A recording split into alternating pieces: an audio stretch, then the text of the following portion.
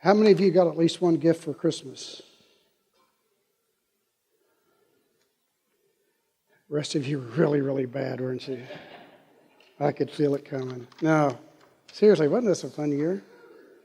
I enjoyed all of our Christmas services and all the stuff that went into all of those. It was fun to be a part of.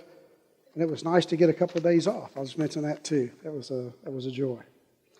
Well, we're still in Christmas, and we're continuing our Sing We Now of Christmas.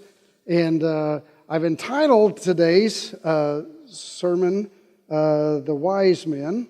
And let me just mention before I start that on occasion, about 3 or 4 times a year, I go for a day and have what I call a sermon writing retreat. And I go meet with Trevor Smith. He's a pastor at Vickles Hills.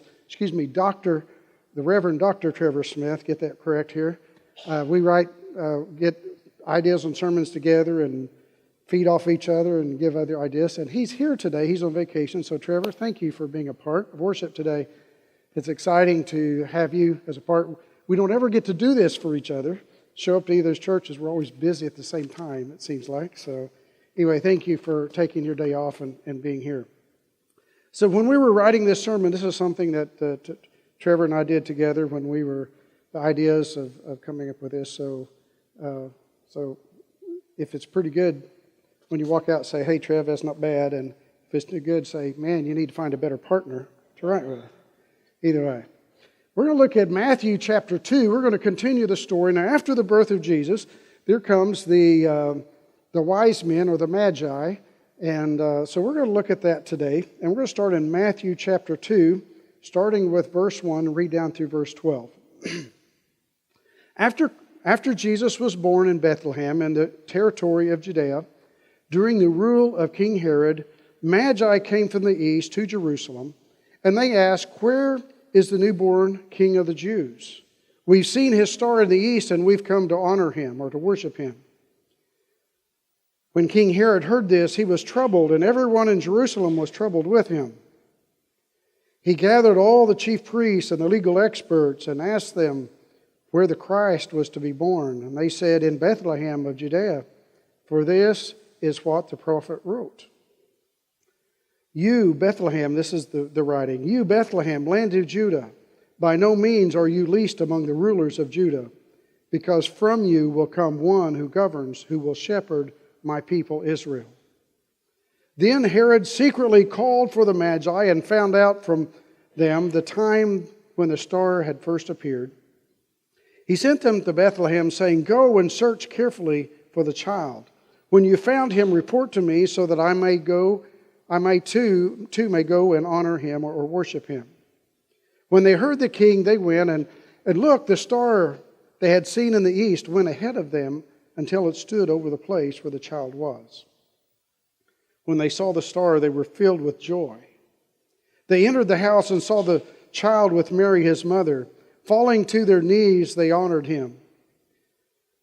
Then they opened their treasure chests and presented him with gifts of gold, frankincense, and myrrh. Because they were warned in a dream not to return to Herod, they went back to their own country by another route. So today we're going to focus on the Magi, or the wise men from the east who came to worship Jesus and to offer him gifts. So let me start by working through some of what we know and some of what has become legend over the last 2,000 years or so. Now, we know them as the wise men, or the 3 kings, or the Magi. And I know it's not very biblically correct, at least part of it's not, but I love that Christmas carol, "We 3 kings of Orient." Probably because I always got to be a wise man in the children's productions growing up. I always got to be one of the "We 3 kings" and sing that with my squeaky little voice as I was walking up in a bathrobe. You know how it goes.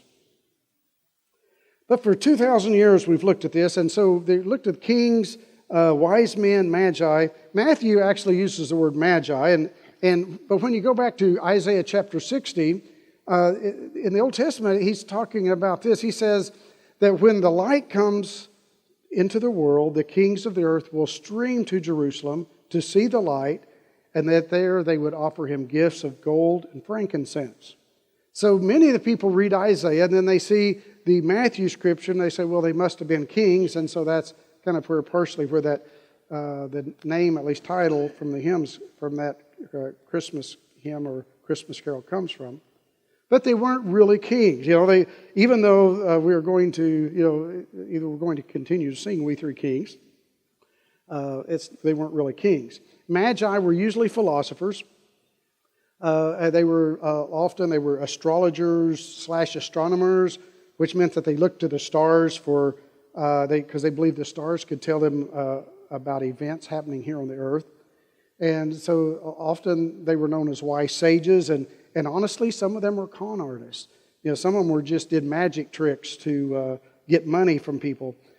Actually, in Acts we read about two different magi or magicians who did magic tricks, and they would get money from people there in Acts. But the word magi is actually based, or that word is the base for the word magic. It's also the base for the word magicians. So these were people who were able to do some things that surprised and awed other people, and so there always was something mysterious about these wise guys, right? And so the real magi, the ones who came to bring gifts and came to see this baby Jesus, were actually priests following a prophet named Zoroaster, who was a prophet in what we know today as Iran. At the time, it would have been in the center of Persia, and so they were his followers, and they believed in God, and also they focused on truth. Matter of fact, they were so interested in truth, their whole lives were devoted to finding truth and knowing truth. And so here's another thing. We don't know if there were three magi, but because there are three gifts, we often come up with the number three, that there were three wise men or three magi. The Eastern Orthodox Church believes that there's 12. They say that there's 12 of them. Don't know what that number is about, but anyway. Of course, and then through the years, the Magi have been given names. We don't know their names from back, but throughout history, throughout the church, second or third or fourth centuries, they started naming them names because they wanted them to have names, I guess. And so they came up with names Melchior, Gaspar, and Balthasar, rather. Even though we don't really know their names, you'll see some Christmas specials sometimes, and they'll use those names. What we do know is that as they were very interested in knowing when the king would be born who would change the world. Now, the Magi knew some things about the Jewish people and all their hopes, because the land of Parthia, which they were from, which was the center of the Persian Empire at one time, the Magi lived there. And the Parthia, or the Syrian Empire, had actually taken over the land of Judah and Israel, and they would take people from those lands, and they would bring them back to their own land, the best people, and so they had heard stories probably in Persia about what was going on in Israel and how they had hopes of a Messiah or a Christ or a promised one from God who would be a wonderful counselor, mighty God, a Prince of Peace, that would rule the world in righteousness and in a right way, and would bring light to the world and to the nations. And so, because they probably knew this from when they had been in control over Judea and Israel, they held on to this, and so they knew these stories probably, and they were looking and waiting, anticipating along with the Jews for this Jewish Messiah, and they were watching the stars because they believed that the stars would tell them when this king would be born. And so what the question is, what did they see in the heavens that made them come? Because here we have a star that's stopping over a stable or a cave, and so it's kind of almost unbelievable.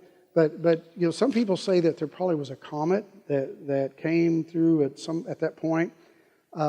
Most people, however, most scientist-type people, believe that probably it was a conjunction of two planets that looked like stars. When you look in the southeastern sky tonight, if it's not cloudy, then you'll see the planet Jupiter. It's be the brightest thing in the sky besides the moon. And if you look at Jupiter, you'll see it, and it moves across the sky from west from east to west, and that's Jupiter, and that was the star of kings, supposedly. And if you look at it actually with binoculars tonight, if it's clear, you'll be able to see 3 or 4 of its moons. So it's quite a fun thing to look at. But in 7 BC, many people believe that Jesus was probably born by our calendar in 6 BC. Okay, so in conjunction with these, Jupiter and Saturn, at every 20 years, Jupiter and Saturn they meet and become a little brighter. And when they meet, this was the time that they felt like this was probably the star of the king. At this point, that a king would be born when these 2 stars or 2 planets came together. And so the Magi saw this. They packed up their things. They headed out on this long trip from Iran or Parthia, the Syrian Empire, to head to Bethlehem. And so this trip probably was about 1,000 miles, so about 20 miles a day if you're on camel, if you go straight there, and so about 50-day trip plus the times they would stop to worship and replenish and rest and so forth. And they do that to come and see a baby born, and then they had the same trip on the way home. So apparently they had this deep desire to see this newborn king that was going to be born, that would be the mighty God, Counselor, Prince of Peace. They were really looking forward to seeing him apparently. And they also brought some gifts. We'll talk about those in a minute. But one of the questions that I think we probably ask ourselves, if we think much about this story and really stop and think about it, is why would the Magi leave the safety of their home, travel for a couple of months to go see a baby, and then travel a couple of months home? Why would they give up half of a year just to see a baby? Why would they do that? And I think it will help us to know a little bit about what was going on in the homeland at the time. I've shared some of this before a few years ago. But since Israel had been ruled by Parthia, or the Persian Empire, they knew something about the Jewish promise of the Messiah, like I said.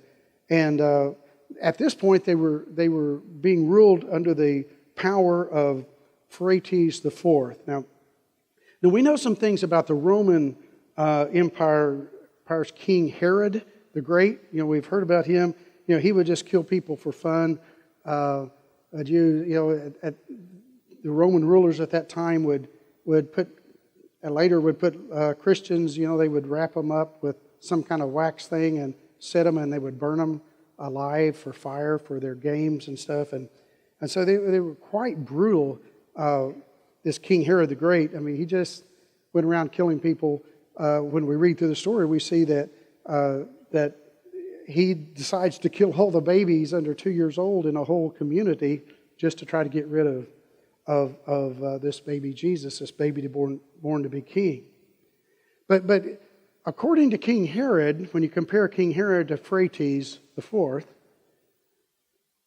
King Herod wasn't nearly as tough and as mean and as brutal as Phraates IV. He was even worse than King Herod the Great. Can you imagine that? So here's the thing. He killed his father to become the king or the emperor of Parthia.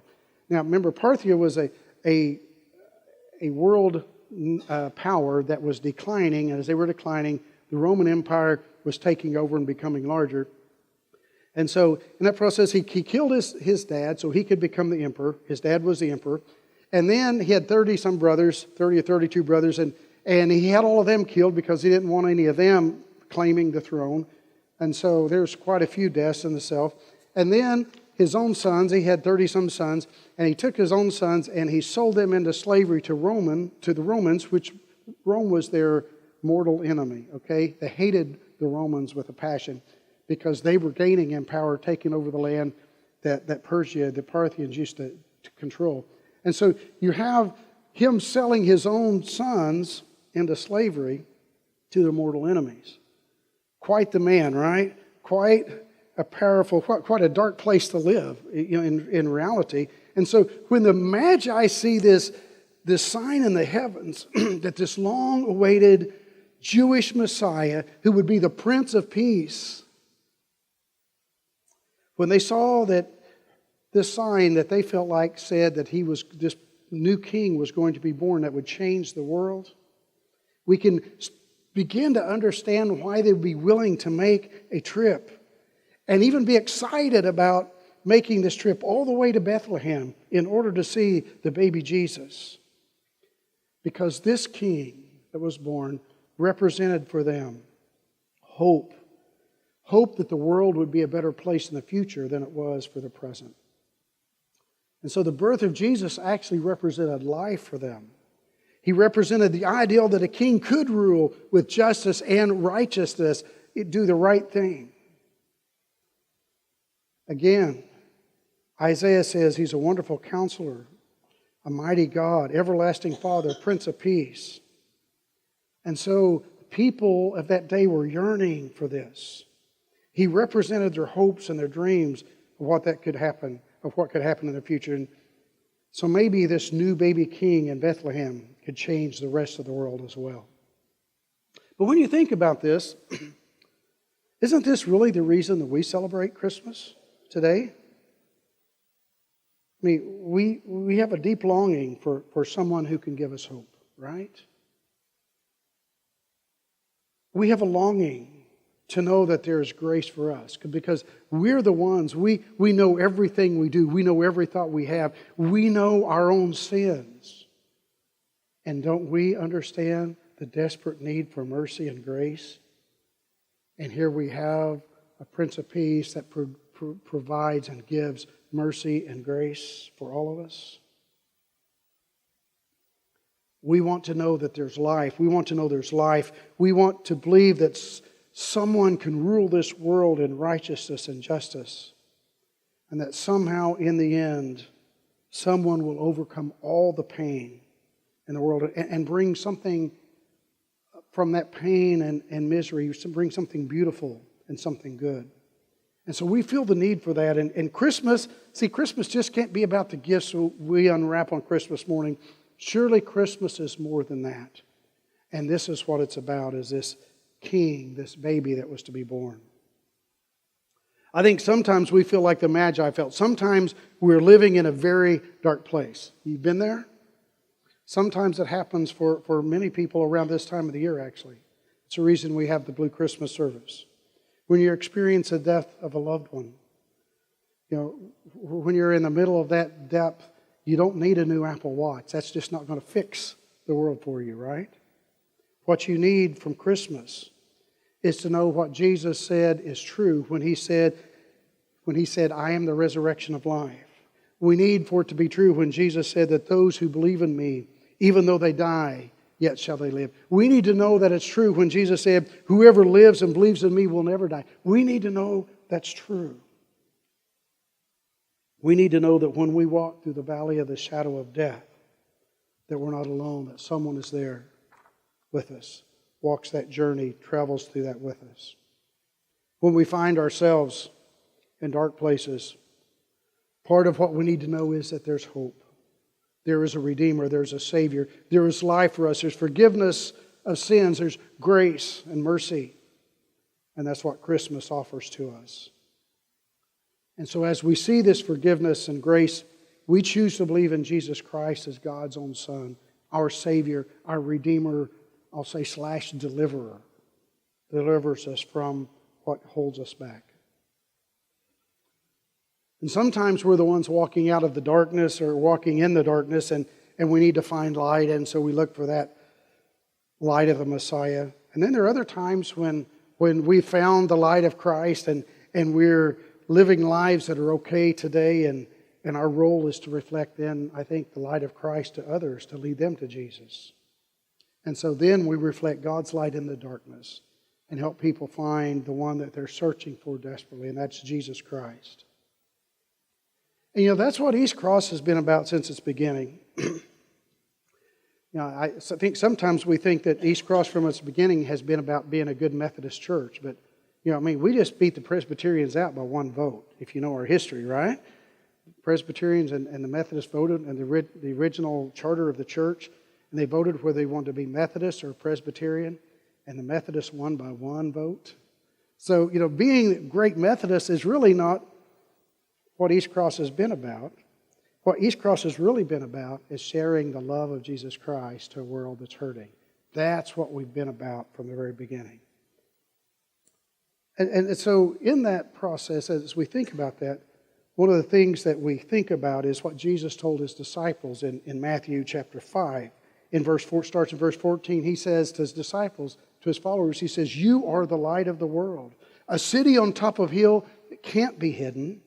Neither do people light a lamp and put it under a basket. Instead, they put it on top of a lampstand, and it shines on all who are in the house. In the same way," he says, "let your light shine before people so they can see the good things you do and praise your Father who is in heaven." See, that's the role that God has asked you and I to play, to shine that light, to reflect that light, to let other people see the glory and the graciousness and the mercifulness of Jesus Christ. Sometimes we can do that by offering words of encouragement to others that are going through difficult. Sometimes somebody just needs to hear the words, "I love you and I'm praying for you." And then there are times we don't know what to do. And let me suggest this, sometimes maybe it's just a good thing to say, "I'm sorry you're going through what you're going through. Why don't you come to church with me at East Cross on Sunday?" And somehow God will speak through the sermon, the songs, the small group. Somehow God's going to speak and will minister to your heart, because I believe God does that.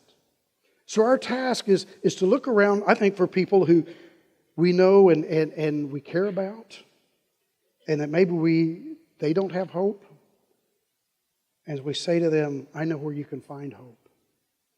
And we bring them to Christ. Or we share something with them from our own life, how we found Christ, and that brings them to maybe brings them closer to following Jesus Christ themselves. And finally, I want to say something about the gifts of the Magi. When the Magi finally arrived in Bethlehem, they saw the Christ child, and their hearts were filled with joy, the Scripture says, because what they saw there represented for them the hopes and the dreams of a better life. And then they worshiped Him. They fell down on their knees, it says, and worshiped Him. And this is really what we do every Sunday here, right? We sing songs of praise, we worship Him, we learn more about God so we know better how to worship God. And then it says they opened their treasure chests and presented to Him the gifts of gold, frankincense, and myrrh. And this is where the tradition of giving Christmas gifts originally comes from. Gold was an appropriate gift for a king. Frankincense was used in religious rites to indicate the presence of God. In other words, they would use it in certain ceremonies and certain rituals in the temple. And so when people smelled incense, they automatically, or this frankincense, it would be something that would automatically pull their attention to God and the presence of God, and they felt like God's presence was there. And myrrh, of course, was an embalming substance, and I think these gifts probably foreshadow the life ahead of this Jesus, this holy child that is just born. He will be the King of the universe. He will be God's anointed high priest, the Messiah, the promised one, the Christ. And He will also be the suffering servant who dies to bring salvation to the world. This is who the Magi came to worship and to honor. And how did they worship? They brought their best gifts. They brought their best gifts to Jesus. And so as we enter into this new year, I want us to understand that one of the most meaningful ways that we can worship Jesus is by bringing our very best gifts to Jesus. I think just like the Magi, we can bring our very best gift because Jesus is the King of the universe. He is worthy of our worship and our honor. And so to bring Him gifts is an honor for us, as it was for the wise men 2,000 years ago. And so here's the thing. And sometimes we wonder, we have gifts, we wonder how they're going to be used. Sometimes it's money, sometimes it's our talents, and sometimes we wonder how these can be used, and sometimes we wonder how in the world God used what we've given. But I think maybe that would have been the case for the wise men as well, because, let me tell you the rest of the story. I won't read it, but let me tell you the story. As the wise men left from the place where Jesus was, the wise men, the Magi, left and they started heading home. Matthew says that that Joseph woke up, had a dream that woke him up, and this dream was that King Herod was going to kill this child. They needed to flee and they needed to get out of their fast. Remember what I told you, what King Herod did for Bethlehem. They couldn't find him, and so they killed all the little boys in that community under the age of 2. They couldn't wait till morning. So in the middle of the night, they got up, they got their things together, they took what they had, and they took their baby, and they began what was probably a 30-day trip to get down to Egypt, where King Herod no longer would have authority over them. So here's a question. How do you think they paid for their food on the trip? How do you think they got a place to live once they got to Egypt? Scripture doesn't give us the insight on that. It doesn't say. But we know that the Magi were prompted in their hearts to give gifts of gold, frankincense, and myrrh, which were very valuable and very marketable gifts. So what they thought might have been used in one way, God used it another way to save the Christ child. It was still the gifts, but might not have been the exact way that they thought it was going to happen. That's okay. God used the gifts given. You see, I think so often God sends people to do His work. God sends people to walk alongside us and help us. And then God also sends us to walk along beside others and to help them. He'll do that when we'll say the words or sing the song and mean them where it says, Lord, here I am, send me. When we ask, what can I do for you, God? When we ask, how can I be used by you? Or when we ask, how can I bring hope and life and light into this world? How can I be your servant and do that? God used the gifts of the Magi. He used the gifts that they brought in ways they probably never would have imagined them being used. The same is true for you as you give of yourself for God's glory in this coming year. But here's the thing to know.